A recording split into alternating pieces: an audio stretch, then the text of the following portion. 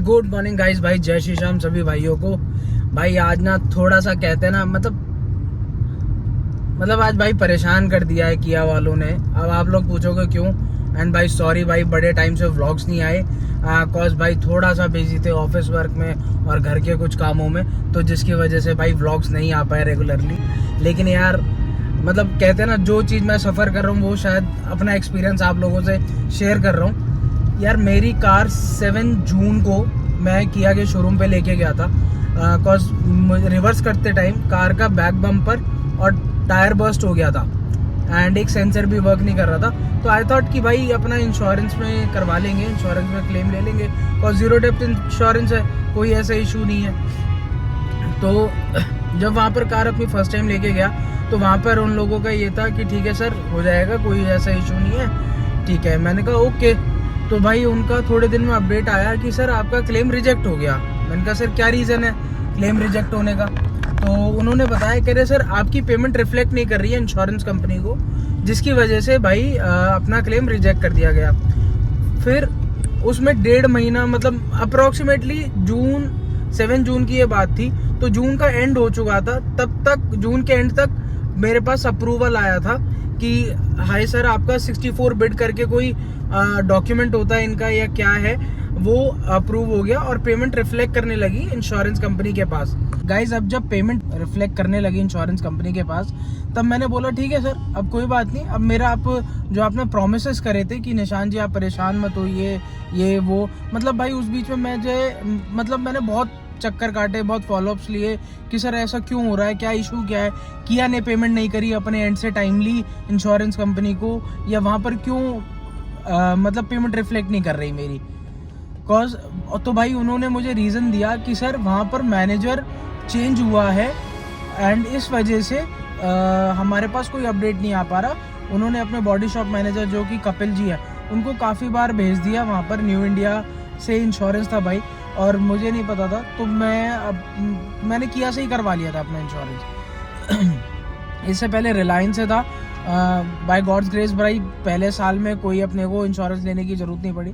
अब दूसरे साल में यार थोड़ा सा कहते हैं ना, हम लॉन्डो में ये होता है कि भाई गाड़ी में स्क्रैच आ गया, कुछ आ गया तो भाई उसको हैंड टू हैंड करवा लो, ठीक है।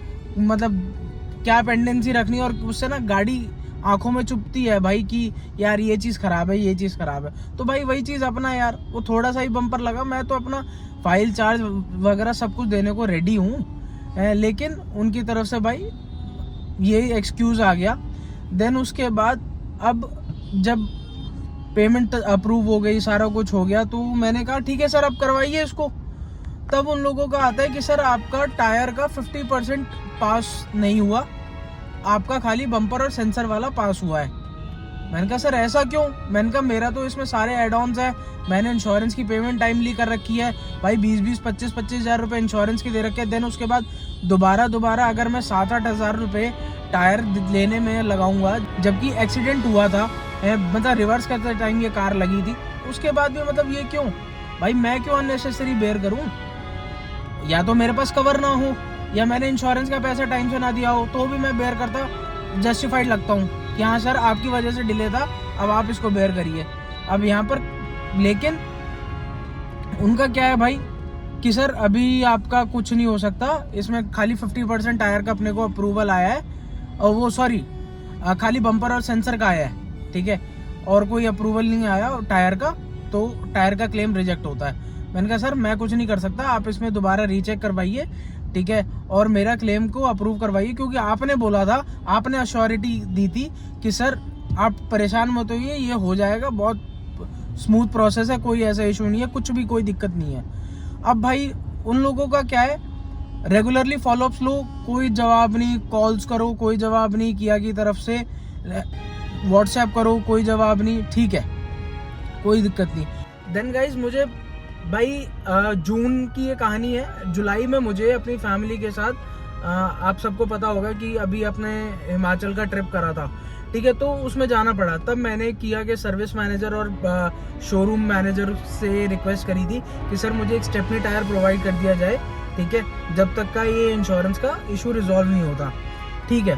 भाई उन्होंने उस टाइम भी इतनी कर्टेसी नहीं थी, बॉडी शॉप मैनेजर में कपिल नाम है उनका, भाई कहते ना एकदम रूड बिहेवियर, और इतना मतलब मेरे से ही कह रहे हैं कि सर आप 8,000 रुपये रख जाइए यहाँ पर टायर के, जो भी होगा आपके इंश्योरेंस में एडजस्ट कर देंगे। मैंने कहा भाई इंश्योरेंस के लिए मैं परेशान हुआ, पेमेंट्स के लिए मैं परेशान हुआ, और मैं ही 8,000 रुपये रख जाऊँ। मैंने कहा जब मुझे सारा काम और 8,000 रुपये आपको ही देने, तो फिर मैं कैश में काम ना करवा लूँगा भाई, सीधी सी बात।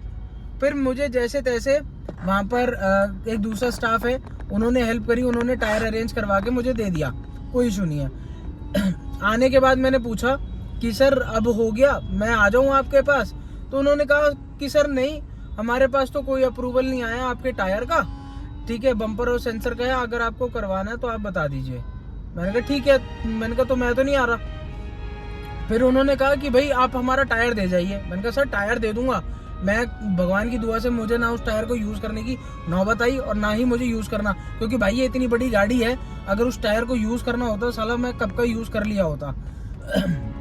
लेकिन भाई अपना कहते हैं ना वो काम ही नहीं है, और ना अपना वो टायर अभी भी ऐसे ही पड़ा है स्टेपनी में, क्योंकि भाई अननेसेसरी किसी और की चीज़ यूज़ करके भाई अपने को कुछ नहीं मिलना यार। ये टायर सॉल्यूशन थोड़ी है। तो कुल मिला के भाई फिर उसके बाद मेरे पास कॉल आता है एक दिन, और तब मेरे से बोलते हैं कि सर आपका टायर का 50% क्लेम का अप्रूवल पास हो गया है। मैंने कहा बहुत बढ़िया बात है। मैंने कहा अब आप बताओ मुझे कब गाड़ी लेके आना है। मैंने कहा इसमें मेरा बम्पर और सेंसर भी हो जाएगा ना? फिर कहने लगे नहीं सर बम्पर सेंसर नहीं होगा। मैंने कहा भाई ये क्या मजाक चल रहा है? मतलब तुम अपने हिसाब से स्विच ओवर करवाते जा रहे हो, कभी बम्पर सेंसर ले रहे हो, कभी टायर ले रहे हो, मतलब क्या चल क्या रहा भाई? इंश्योरेंस कंपनी है या किसी चलती फिरती कोई दुकान है? मतलब तुम कुछ भी अप्रूवल ले रहे हो अपने एंड से। तो भाई ये सब हरकत अब आज भाई 24-25 अगस्त हो चुकी है। अभी थोड़े दिन पहले मेरे पास एक उनके एग्जीक्यूटिव का मैसेज आया सुबह 4 बजे कि सर आपने जो टायर लिया हुआ है उससे हमारी सैलरी कट गई है, हम बहुत परेशान हैं, और जो आपके टायर का क्लेम आना था वो हमने दूसरी गाड़ी वाले को दे दिया है जिसका वो टायर था। मैंने पूछा, मैंने कहा भाई ये क्या बात हुई कि यार मतलब तुमने मेरे टायर का, मेरी कार के टायर का क्लेम लेके तुमने किसी और गाड़ी में चेप दिया है, और उसके बाद मुझे कह रहे हो कि सर अब आपको टायर वापस करने की कोई ज़रूरत नहीं है, या हमें टायर नहीं चाहिए।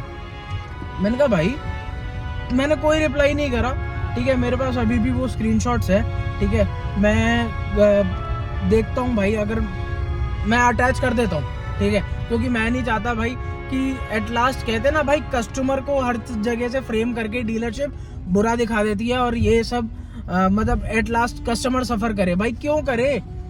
या तो हमने पैसे ना भर रखे हो, जब पैसे भर रखे हो तो भाई सीधी सी बात हम क्यों सफ़र करें।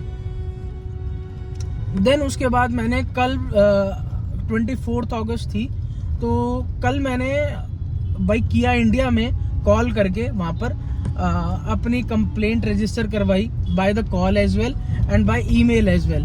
तो उनके एंड से मेरे पास उन्होंने अश्योर करा कि ठीक है सर हम इस पे एक्शन लेंगे, चीज़ें करेंगे या जो भी है।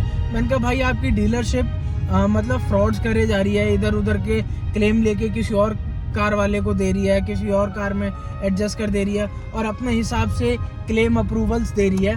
मतलब यार कहाँ तक जस्टिफाइड है? मुझे तो नहीं लगता भाई कि ये जस्टिफाइड हरकत है उनकी। और दूसरा ये पार्शियल क्लेम अप्रूवल भाई क्यों हुआ? मतलब भाई मेरे पास टायर कवर है, इंश्योरेंस अमाउंट टाइमली पेड है, ठीक है, इंश्योरेंस बंदा किस लिए लेता है? अगर भाई कार में कुछ भी हो जाए, 0 डेप्थ इंश्योरेंस है, तो भाई वो कवर हो जाए ना। बंदे को अगर वही 10-10, 20-20 हज़ार या 50-50 हज़ार अपनी पॉकेट से लगाने पड़ रहे हैं, तो फिर फायदा क्या है भाई? कोई फायदा नहीं है ऐसे इंश्योरेंस का। देन उसके बाद भाई कुल मिला के मेरा अपनी कोई अनजस्टिफाइड डिमांड्स नहीं है, या मेरा कोई कहते ना कुछ और कहना नहीं है। बस भाई अपनी गाड़ी ले जाओ और सही करके दे जाओ और अपना टायर ले जाओ। भगवान की दुआ से ना मैंने यूज़ करा और ना यूज़ करने की नौबत आई, ठीक है, जैसा था वैसा ही पड़ा है भाई डिग्गी में। तो भाई देख लो। तो किया से भाई किया ढींगरा फरीदाबाद में है ये डीलरशिप, वहाँ का ये इंसिडेंट है। तो भाई रिक्वेस्ट करता हूँ किया से और किया ढींगरा से कि प्लीज़ हाथ जोड़ के विनती है भाई इस इशू पे काम करो और भाई मुझे रिजोल्यूशन दे दो, जो कि भाई बेसिक होता है कि अगर टायर फटा है तो 50% क्लेम आए, 50% कंपनी क्लेम देती है एंड 50% कस्टमर को बेयर करना पड़ता है। I am okay with that. And जो भी पार्ट्स उसके साथ डैमेज हुए वो कम्प्लीटली रिप्लेस होते हैं, ठीक है। ये बेसिक सा होता है भाई, मैं इसके अलावा और कुछ नहीं मांग रहा। चाहे मुझे आप लोगों ने कितना भी परेशान करा हो, मैं कितना भी हैरेस्ड हुआ, वो मैं जानता हूँ। मैंने अपना ऑफिस का टाइम एडजस्ट करा, इधर उधर आया, मैं आपके पास चक्कर काटे, मैं परेशान हुआ, मैं जानता हूँ मैं कितना परेशान हुआ हूँ। तो बस भाई इतनी सी रिक्वेस्ट है किया ढींगरा से कि भाई मेरी प्रॉब्लम का मुझे सोल्यूशन दे। एंड प्लीज़ ऐसे घटिया एटीट्यूड को और ऐसे घटिया मतलब काम करने के तरीके को भाई कहते ना कहीं से कहीं तक जस्टिफाइड नहीं है, बिल्कुल ज़ीरो।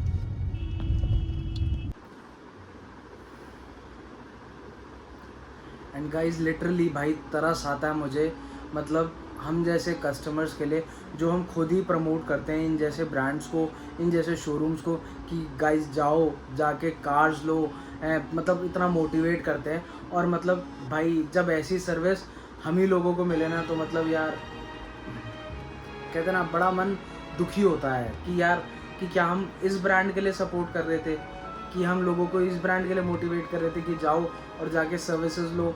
मतलब जहाँ आज की डेट में मार्केट भाई इतनी कस्टमर सेंट्रिक है, जहाँ पर मतलब भाई कस्टमर्स को प्रायोरिटी दी जाती है, कस्टमर्स की बात को सुना जाता है, उनको बेस्ट से बेस्ट सर्विस प्रोवाइड करी जाती है। इवन खुद किया फीडबैक्स लेती है इतने, मतलब हर सर्विस के बाद भाई फीडबैक्स लेना, सारी चीज़ें मतलब टेक केयर करना। एंड वहाँ पर मतलब एक मतलब मुझे खुद एज अ कस्टमर मैं खुद इतना परेशान हूँ, मतलब 3 महीने हो चुके हैं और भाई मतलब मेरी प्रॉब्लम का सोल्यूशन अब तक नहीं हुआ है।